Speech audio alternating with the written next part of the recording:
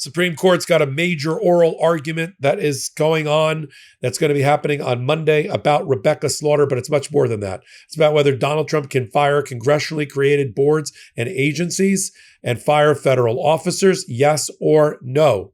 We're going to find out very, very quickly here on Legal AF, the podcast we cover it, and here's a clip. We thought it'd be a good idea to talk about the United States Supreme Court here at the end of the show. Things are going on. Things are kicking off. And on the 8th of December, there's going to be a major oral argument. We will cover it live on Legal AF in a case called Slaughter versus the U.S.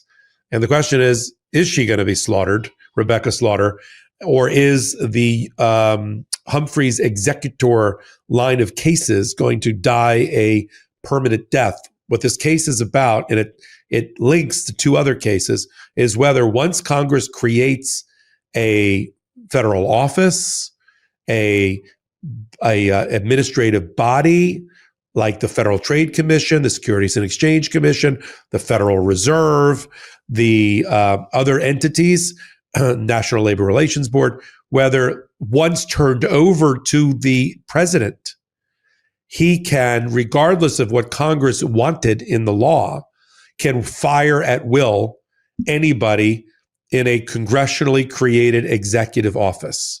So we have Congress is the only one that can create these offices. But if you are a subscriber to the unitary presidential model, and I'll let Dina kick that off, then you say, well, thank you, Mr. and Mrs. Congress, for giving us this great board or federal office, but it's ours now, and we don't care that you want it to be bipartisan or you want to have firing only for cause, because that infringes on the president's power, and the president's going to fire at will. So we got a major case here, right, Dina, with Rebecca Slaughter, who's on the Federal Trade Commission, which was actually part of the case, part of the Humphreys executor case from 90 years ago. And you've got the Supreme Court recently ruling that they're not going to make a decision about the Library of Congress person, Shira Perlmutter, who's our head of the Office of Copyright, until they decide about Lisa Cook in January on the Federal Reserve and about Slaughter on December 8th. Smush all that together in a jambalaya of Supreme Court analysis, will you? Okay, I'm going to break it down so it makes sense and why they're all connected. As you know, there's three different positions. We're talking about the Library of Congress person that doesn't yet have a case, but depending on how the Supreme Court will rule, it will apply to that role as well. Lisa Cook, as we know, is on the board for the Federal Reserve Chair, and Trump tried to fire her, something again related to mortgages. And even though she could only be fired for cause, and she didn't. So she's arguing, one, I was fired.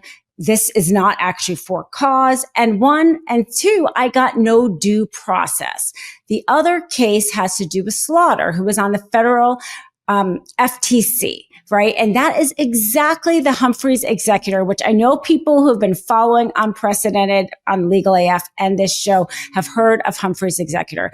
And Trump did the same thing there. He tried to fire her, even though she could only be fired for cause. The reason why the heads of these positions have only been fired for cause is the idea is we don't want a new president coming in and replacing the person with their own person. It was to insulate these very important agencies from political pressure, from exactly what Trump is doing, sweeping the agencies and replacing them with their own people. So what the Supreme Court decides will apply not just to the FTC, not just to the Federal Reserve, as we hear they're talking about the Library of Congress, but it'll apply to the EPA, the SEC, so the Securities Exchange, the environmental protections, every single agency that governs the day-to-day regulations that really we all count on and we don't see, but it is kind of what makes our lives function under the rule of law with the government. And so these are two very significant cases.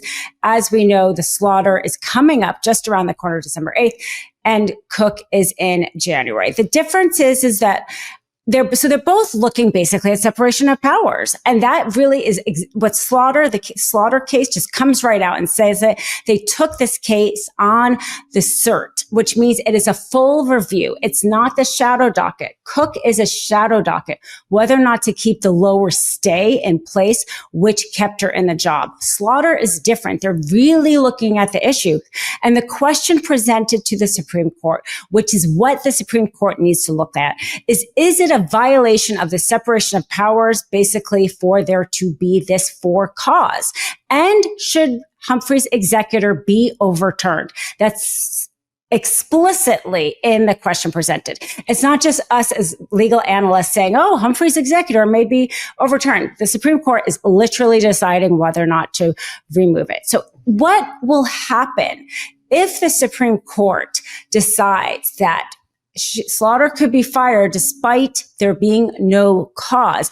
It will allow not only Trump, but any president to be able to replace the heads of these agencies with their own people. This, as we know, is in line with that executive unitary theory, the Heritage Foundation, that believes that the office of the president should be more powerful.